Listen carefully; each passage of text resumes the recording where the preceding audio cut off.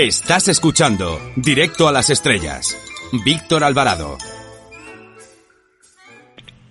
Nuestro invitado esta semana parece que tiene el boliche mágico de la bruja novata, pues se conoce la vida de las grandes estrellas de Hollywood con pelos y señales. No es adivino, sino escritor. Damos la bienvenida a Juan Tejero, autor de Pasiones de Cine, editado por Cool Books. Buenas tardes. Hola, ¿qué tal? ¿Cómo estás? ¿Qué te llevó a investigar sobre estas tormentosas historias de los más grandes de la gran pantalla de Hollywood? Bueno, el motivo en mi caso siempre es el mismo. Yo quiero hablar de una serie de actores que me gustan mucho y a los cuales pues es muy difícil dedicarles en el mercado español una biografía porque probablemente apenas tendrían ventas. Una Carole Lombard, un John Woodward, Simon Signoret, etcétera. Entonces busco un hilo conductor con una temática atractiva y que me permita desarrollar la carrera de todos estos actores. En este caso, pues vi que de muchas de las estrellas de las que quería hablar y todavía no había podido escribir de ellas, pues coincidían que el hilo conductor podía ser que habían tenido una relación sentimental. Entonces, bueno, pues esto me permitía, con un tema más o menos atractivo, pues poder hablar de Spencer Tracy, que es uno de mis actores favoritos, por poner un ejemplo, de Ingrid Bergman, de Roberto Rossellini, bueno, de una serie de una veintena de grandes estrellas que a las que yo admiro profesionalmente, pero a las que me gusta encontrarles un hilo, una temática que pueda dar buen resultado de ventas a la hora de presentarlo al público. Echando un vistazo al libro, me di cuenta que tenía una historia de amor de Alain Delon con la actriz de Sisi, Romy Schneider, y para mí siempre ha sido como un ejemplo de actor hedonista, su vida destrozada por las adicciones, pero curiosamente este año estaba leyendo algo de su vida, no concretamente en tu libro, y en el que hablaba incluso de un proceso de conversión, y este hombre por lo visto se está acogiendo a la Virgen María como consuelo para intentar recuperar un poco la vida tan azarosa que ha llevado. Y mi pregunta es la siguiente: ¿la fama tiene sus peligros? Hombre, en la mayoría de los casos sí. La prueba es que son los menos las grandes estrellas que han mantenido una vida equilibrada, sin grandes escándalos, sin grandes vaivenes. Debe ser muy difícil vivir la existencia que ellos tienen, rodeados de lujos, de caprichos, perseguidos siempre por gente que les adora y que están dispuestos a todo con tal de estar con ellos, que cualquier productor les va a dar todos los caprichos, los van a hacer realidad, viven mucho la noche, viven mucho las fiestas. Debe ser muy complicado a veces no traspasar esa frontera. Sí. De hecho, tú ves las grandes estrellas de Hollywood y te cuesta encontrar un James Stewart, un Gregory Peck, actores de este tipo que es verdad que mantuvieron una vida muy equilibrada. Lo normal es lo contrario, lo normal es tener vidas disipadas, porque bueno, los peligros son muchos y al final debe ser bastante fácil caer en la tentación. Bueno, y por ejemplo, ya que estaba hablando de las vidas más equilibradas de James Stewart y Gregory Peck, ¿qué destacarías de esos dos actores y cómo crees tú que consiguieron mantener ese equilibrio? Bueno, por su personalidad. Eran personas muy sencillas, que no buscaban la fama, que no buscaban los oropeles, no eran grandes juerguistas y tampoco eran grandes mujeriegos. Sí. Entonces, de esta manera evitaban la mayoría de los problemas que, por ejemplo, pueden surgir en un rodaje. Ten en cuenta que cualquiera de estos grandes actores, que además eran muy atractivos, tanto ellos como ellas, pues en todas sus películas pues era muy corriente que compartieran pantalla pues con alguien tan atractivo como ellos y que tuvieran una relación. Pues bueno, era muy corriente que saltara la chispa y muy difícil mantener la fidelidad. Por eso son a vas contadas personalidades muy concretas, gente muy equilibrada y ya te digo, con poca tendencia a convertirse en mujeriegos. En mi programa, siempre que se puede, pues intentamos mantener vivo el recuerdo del cine mudo, y aprovechando el centenario del estreno del Chico de Charles Chaplin, te queremos preguntar por la creación de la productora United Artists. ¿Qué nos puede decir al respecto? Bueno, esta productora fue una consecuencia de la tiranía de los grandes estudios ya en aquella época. Mary Pickford, que era una grandísima negociante, era una mujer muy preparada para el mundo de los negocios, para la economía, se conocía todo de los contratos, de las acciones, pues tenía un contrato bastante leonino con Zukor. Zukor tenía una gran cadena de cines y era casi un monopolio. Entonces Pickford intentó salir de Zukor, no aceptó renovar con él, se marchó a otra compañía y Zukor compró esa otra compañía, con lo cual vio que no había manera de escapar y se le ocurrió, junto con su marido, que era Douglas Fairbanks, con el gran amigo de Douglas Fairbanks, que era Charles Chaplin, y con el gran director de la época, que era Griffith, montar una compañía que se dedicara a distribuir sus películas, que además de producirlas, las distribuyera, con lo cual pudieran evitar ese monopolio que en aquella época comandaba Zukor. Y así fue. La verdad es que le dieron muy pocas esperanzas. Pensaba, hubo un titular que decía algo así como: los locos se han hecho dueños del manicomio. Y no contaban con que aquello pudiera prosperar, pero no. Ya te digo que sobre todo Pickford, Douglas también, pero Pickford era una gran negociante. Sus productores decían que costaba más negociar los contratos que luego rodar la película. Les daba más tiempo y llevó con mano maestra esta compañía hasta que se retiró, y esa compañía dio muy buenos dividendos, entre otras cosas porque, bueno, había 4 grandes estrellas encabezándola. Sí, sí. Entre Douglas Fairbanks, el rey del cine de aventura, y Mary Pickford, la actriz mejor pagada de la historia, aunque a muchas personas les cueste trabajo creerlo, pues hay que decir que entre ellos surgió una bonita historia de amor que comenzó con una pelea, ¿no es verdad? Bueno, sí, al principio ellos no encajaron bien. A Mary Pickford no le llamó demasiado la atención Fairbanks. Fairbanks era un hombre extrovertido, un bon vivant, un hombre que disfrutaba de la vida hasta el último extremo, y Fairbanks era mucho más calculadora, más introvertida, le gustaba menos la fiesta, tenía más ínfulas de grandeza, mientras que Fairbanks era muy llano, era un hombre que de repente todos los días se llevaba a gente a casa a comer y podía invitar a una gran estrella, como podía llevarse a un extra o a un sin hogar que se encontrara por el camino. Esos caracteres parecía imposible que pudieran encajar, al principio no lo hicieron, pero bueno, Fairbanks insistió y al final acabó saltando la chispa, y la verdad es que se enamoraron de verdad. Ambos estaban casados, tuvieron que divorciarse, les costó mucho dar el paso del divorcio porque en aquella época podía afectar mucho a sus respectivas carreras, pero la que más dudaba era Pickford. Fairbanks le dio un ultimátum en cierto momento, que bueno, o te decides ya o lo dejamos. Ella también decidió dar el paso y bueno, se convirtieron en la pareja oficial de Hollywood. Eran los reyes, era la familia real de Hollywood. Por su mansión pasaba todo el mundo que pintaba algo, pasaba por aquella mansión donde se celebraban grandes fiestas, sobre todo porque a Mary Pickford le importaba mucho figurar, ser alguien importante en la sociedad. Y el matrimonio pues funcionó bien hasta que bueno, la llama se fue agotando y ahí volvieron a surgir otra vez las discrepancias de caracteres, y aquello llevó a una separación, aunque dicen que todavía se seguían amando, pero no sabían cómo seguir juntos. Fue una de las grandes historias de amor del cine mudo. ¿Qué tienen que ver los relojes en este festival de amor? Pues ahora mismo no te sé qué decir de los relojes, porque lo escribí hace tiempo y ese detalle ahora mismo no... Pues hay una anécdota curiosa que, ¿sí?, vamos, que tú comentas, lo digo claro, es normal que, ¿sí?, que pueda...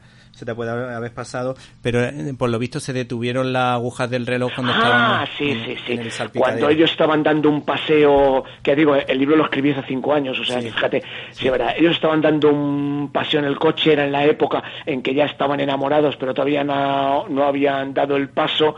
Él acaba de perder a su madre, entonces para un momento el coche, se echa a llorar, ella le consuela, y en ese momento se dan cuenta que el reloj del coche se ha parado, se ha detenido, y él dice que lo achaca a que su madre desde el cielo aprueba la relación. Y bueno, digamos que ahí es cuando se dan cuenta que ya el uno no puede vivir sin el otro y aquello se convierte ya en una relación de verdad y empiezan a dar los pasos sucesivos. No recordaba en este momento a qué te referías con el reloj. Sí.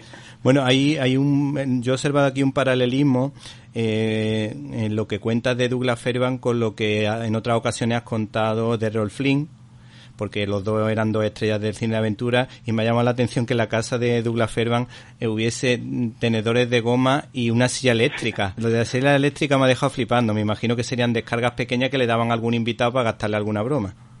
Bueno, dicen que no eran tan pequeñas porque la verdad es que lo temían. Ah, sí. Todo el mundo que tenía esa casa, el rumor ya había corrido por Hollywood y todo el mundo se sentaba con bastante prevención porque pegaban un buen bote. Era un bromista empedernido, era un hombre muy divertido y un hombre además que le gustaba hacer disfrutar a todos los que estaban con él. La diferencia entre Fairbanks y Errol Flynn, siempre se dijo que Errol Flynn era el sucesor de Fairbanks. Era el hombre que heredó el trono de la aventura. Y la verdad es que no solo lo heredó, sino que llegó a su altura. Pero la gran diferencia estribaba en que Fairbanks era un hombre positivo, era un hombre, un bon vivant, pero que mantuvo un estilo de vida bastante sano. Y en cambio Errol Flynn era un personaje autodestructivo. Fue un hombre que se bebió la vida literalmente y acabó muriendo con un cuerpo absolutamente destrozado, aparentando 20 años más de los que tenía y agotado por todo lo que se había propasado. Entonces, esa capacidad destructiva que siempre exhibió Errol Flynn, que era un auténtico atleta, como también lo era Fairbanks, Douglas no lo tenía y bueno, murió de un infarto, pero murió en buen estado físico, mientras que los últimos años de Errol Flynn fueron bastante patéticos, además de que Errol Flynn, por esa vida tan disipada que llevaba, pues se metió en bastantes escándalos a lo largo de su existencia. Sí. Hace unas semanas, curiosamente, hablábamos del libro La sonrisa de Greta, que hacía referencia a la película Ninotka, que tenía el lema, precisamente en esa película, el lema era La Garbo ríe, y yo mientras leía el idilio que comenta en tu libro, se me fueron ocurriendo una serie de titulares como La Garbo se enamora, La Garbo se queda sin Oscar, La Garbo desaparece. ¿Qué destacarías del trabajo de esta mujer en Ninotchka y cómo fue ese culebrón entre Greta la Divina y John Gilbert? Respecto a Ninotchka, pues es una de mis películas favoritas porque está uno de mis directores favoritos, que es Ernst Lubitsch. Sí. Es una comedia absolutamente redonda, magistral, algo que era habitual en Lubitsch. Lo que no era tan habitual, de hecho no había sucedido nunca, es que Greta Garbo protagonizara una comedia. Es más, no solo la protagonizó, no solamente no hizo el ridículo, sino que todo lo contrario, estuvo brillante. Es decir, el mundo del cine, porque Greta Garbo solo hizo una película más, se perdió una gran actriz de comedia, una mujer y una actriz que era mucho más versátil de lo que se pensaba y de lo que se había creído, porque a Greta Garbo solo le daban grandes dramas. Se decía la mujer que mejor moría en la pantalla. Sí. Era esa mujer enigmática, glacial, fría, inaccesible, distante. Y en Ninotchka demostró que también podría haber interpretado el polo opuesto. Lo que pasa que en el 42 decidió que el mundo del cine se había acabado para ella y decidió retirarse en el esplendor de su carrera y lo mantuvo hasta el final de sus días. En cuanto al romance con John Gilbert, pues yo creo que fue un romance que uno se tomó en serio y otro no. La parte que se lo tomó en serio fue John Gilbert. Él estaba mucho más enamorado de Greta Garbo que Greta de él. Él buscaba una compañera sentimental y Greta Garbo buscaba más bien un compañero de trabajo, alguien que le ayudara en el ascenso a Hollywood, con quien se sentía seguro, pero realmente, según las sucesivas biografías que han ido surgiendo, pues parece que a Greta Garbo le interesaba mucho más el sexo femenino que el sexo masculino. Es verdad que estuvo enamorada, pero también es verdad que le plantó 5 veces, una de ellas en el mismo altar, que cada vez que John Gilbert quería dar un paso, ella se negaba. Es decir, había mucho más de frialdad en la pareja por parte de Greta que por John Gilbert. Lo único que ponía la llama ahí era la parte masculina. Después también el alcoholismo de Hilbert, que a finales de los años 20 ya era bastante acusado, pues terminó de separar la pareja. John Hilbert entró en un crepúsculo tremendo. Greta Garbo hizo un último esfuerzo por rescatarle, obligó al estudio a que le diera un papel en La reina Cristina de Suecia, pero ya poco más se podía hacer por Gilbert, que murió poco después en la cama. Un caso muy similar al de Errol Flynn, también con un cuerpo destrozado y, bueno, muy prematuramente para un hombre que había sido y muy deteriorado, y pocos reconocían ya en el Gilbert del 34 al gran galán, porque era el gran galán de la pantalla muda, de la pantalla silente de los años 20. A mí me han llamado la atención dos cosas de esta actriz. Una, que no hubiese obtenido el Oscar, y luego las frases que se le atribuyen, que son como muy secas, muy frías, como Garbo debe seguir sola. Ese tipo de expresiones así de una forma como totalmente inexpresivo. Esos son los dos detalles que me han llamado la atención de esta mujer. Yo no entiendo cómo esta mujer se quedó sin Oscar, porque es que yo en las películas que la he visto, incluso por ejemplo en Cristina de Suecia, que a mí me encanta esa mujer como actúa, y en Ninotchka ya en Ninotchka es que flipo con su actuación. Para mí, realmente el Oscar lo habría merecido en todo caso en Ninotchka. El problema que tenía es que Garbo era más una imagen, un icono, más que una estrella. En su contra jugaba su escasa versatilidad, también porque los papeles que le daban estaban todos cortados por el mismo patrón.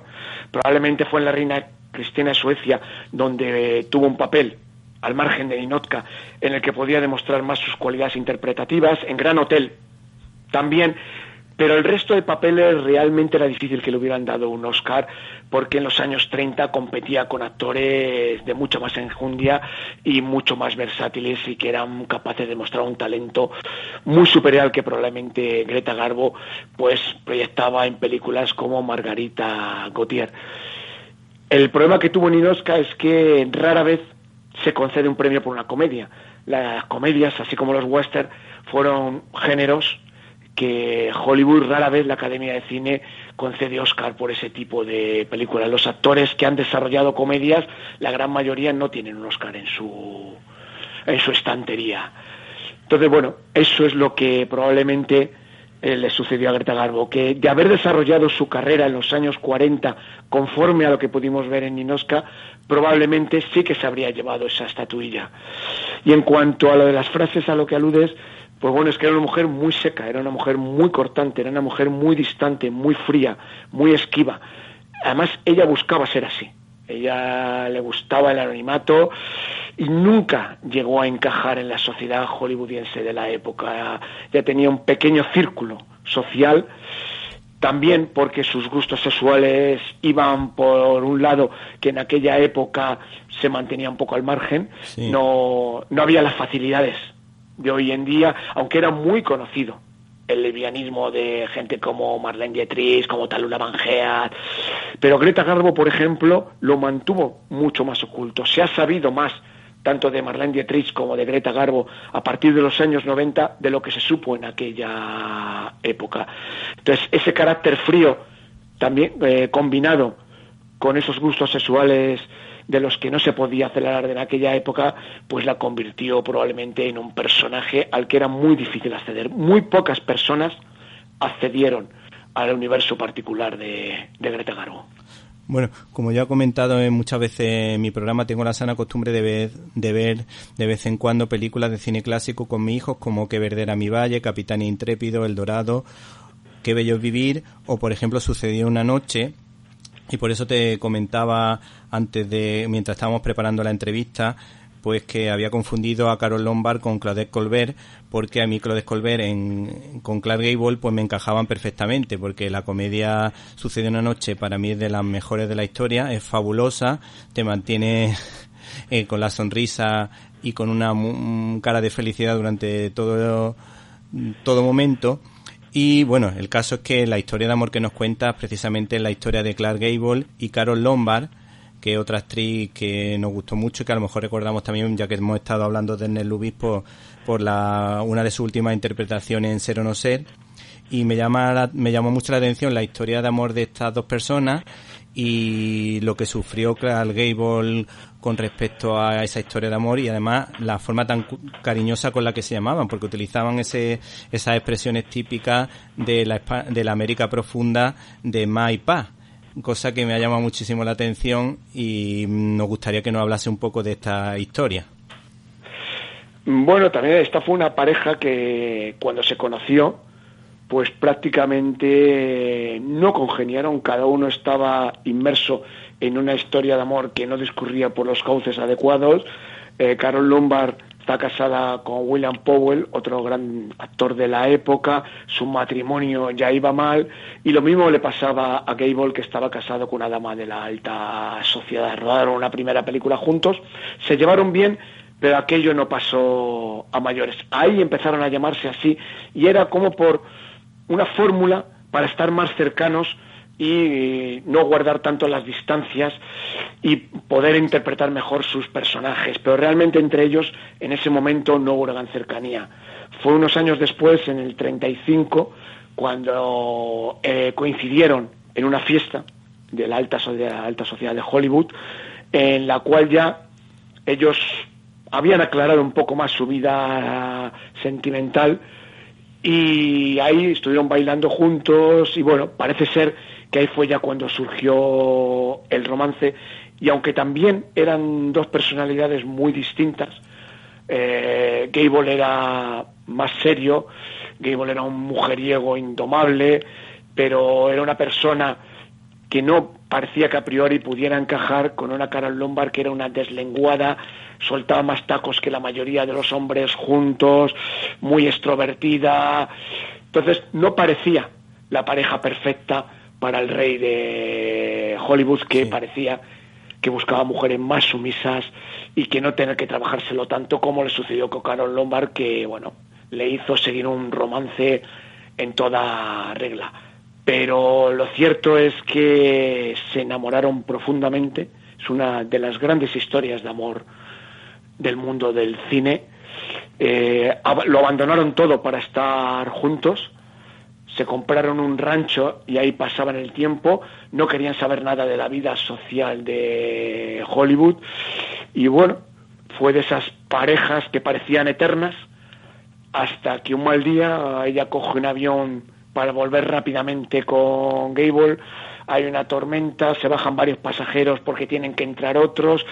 A ella le ofrecen bajarse para dejar paso a unos oficiales que tienen más prisa. Ella se niega porque quiere reunirse con Gable. Viajaban con ella su mujer y su madre y su agente. Sí. Ellos se aceptan bajarse y el avión despega, y al poco de despegar se estrella.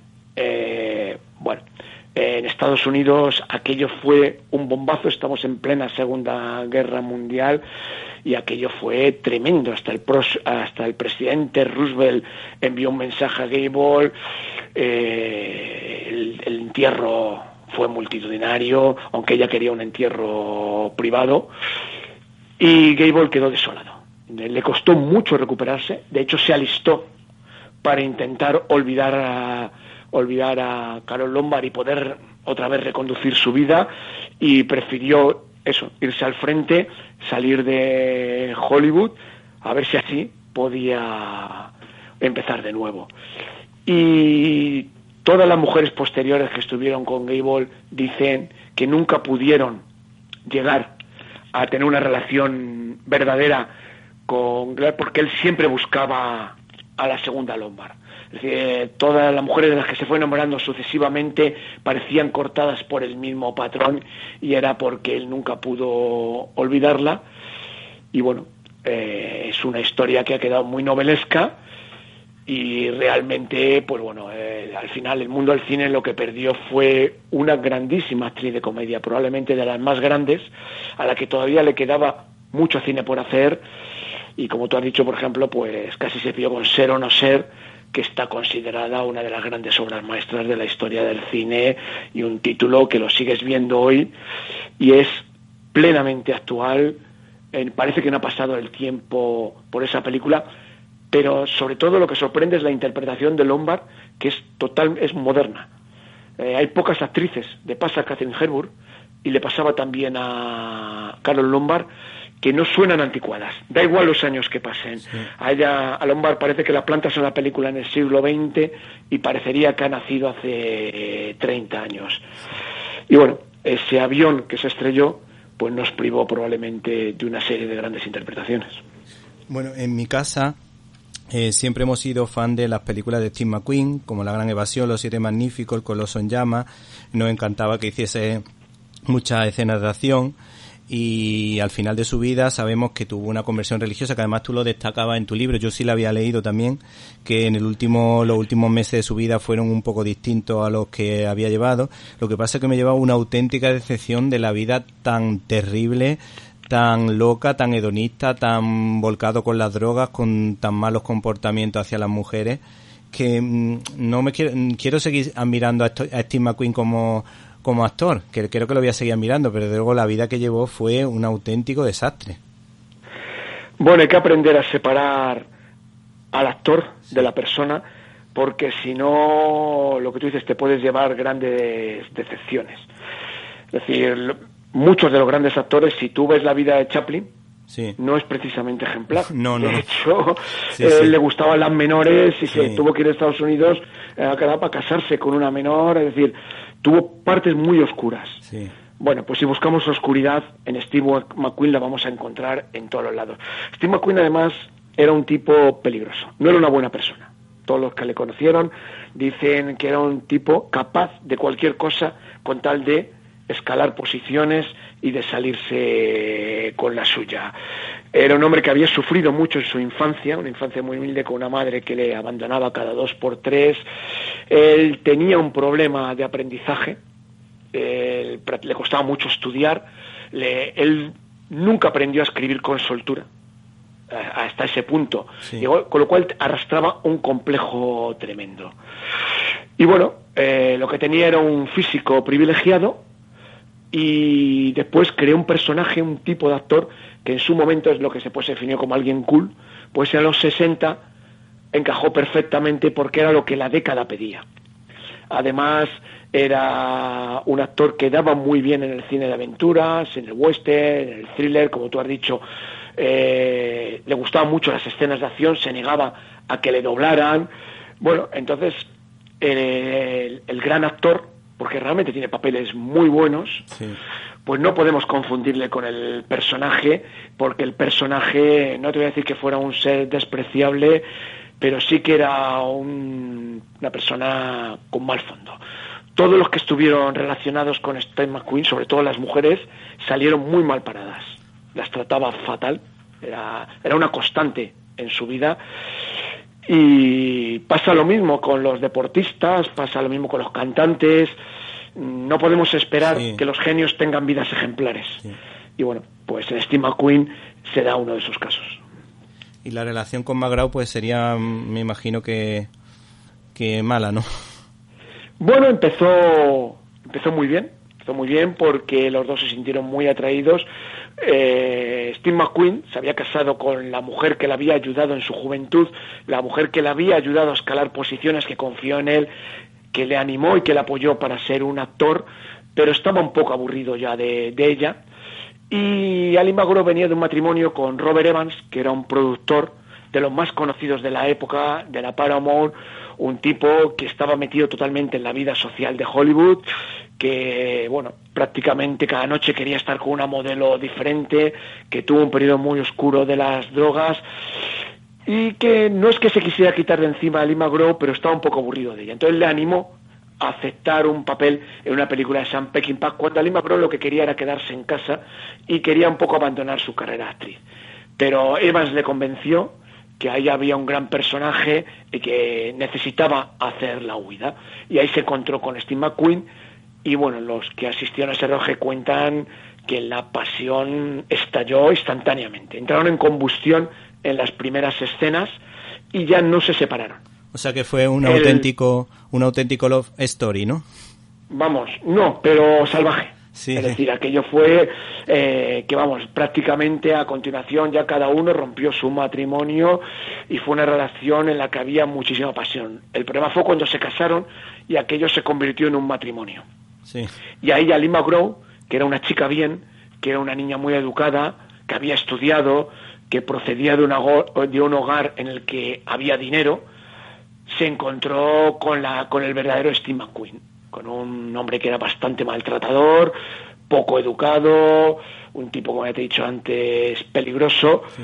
Y claro, aquello era imposible. Aparte era un celoso empedernido, y lo cierto es que la pasión duró lo que duró, pero cuando aquello disminuyó, pues el matrimonio acabó convirtiéndose en una encerrona primero y después en un infierno para Lee Marlborough, del que tardó un tiempo en escapar, pero que la cosa acabó muy mal, porque bueno, aquello, Lee Marlborough tiene unos recuerdos pésimos, aun estando tremendamente enamorada de Steve McQueen, pero le resultaba imposible vivir a su lado, porque procedían aparte de mundos totalmente opuestos.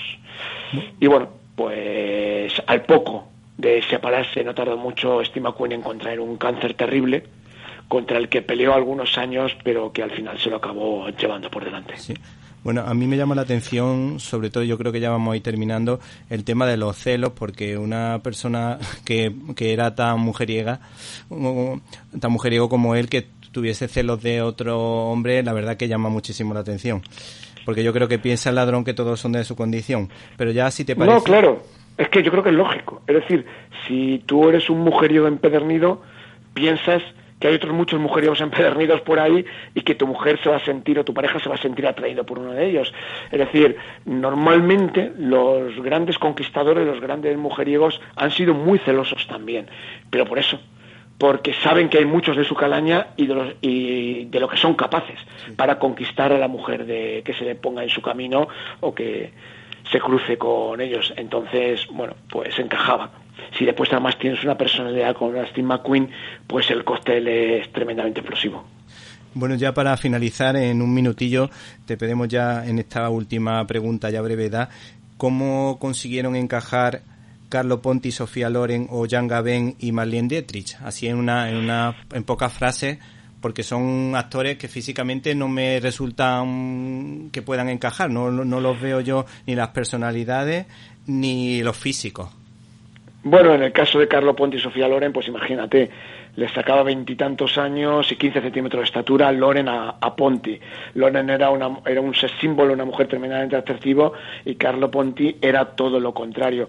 Ahí está el caso de la mujer que busca más un padre, un protector, alguien que la guió y a la que estuvo muy agradecido. Ponti fue el descubridor de Sofía Loren, hasta el punto que la contrató y se empeñó en convertirla en una estrella y acabó convirtiéndola en una estrella. Y Loren, pues bueno, le estuvo siempre muy agradecida y bueno, mantuvo una relación con él muy larga hasta que Ponti falleció, y en la que, bueno, marcada por la fidelidad, aunque probablemente tuvo muchas ocasiones y en su camino se cruzaron muchos galanes. En el otro caso en el que tú me dices de Marlene Dietrich y Jean Gabin, pues Marlene Dietrich era una devoradora tanto de hombres como de mujeres, y Gabin había huido a Estados Unidos, se había marchado huyendo de la guerra del momento que vivía Francia después del 39, y Marlene Dietrich la acogió, le abrió las puertas de Hollywood, y Gabin se enamoró tremendamente de ella, pero Gabin era un hombre celoso y un hombre que no entendía esa libertad que exigía Marlene Dietrich en el terreno sexual, con lo cual aquello no duró mucho. Fueron un par de años, pero fue más un romance que una relación verdadera. Bueno, Juan, se nos acaba el tiempo, nos ha encantado tu libro Pasiones de Cine y recomendamos esta nueva edición con más historias de amor apasionantes a todos los oyentes de nuestro programa Directo a las Estrellas y de esta editorial tan genial que has creado nuevamente, que se llama Cool Books, como habíamos dicho. Pues muchas gracias.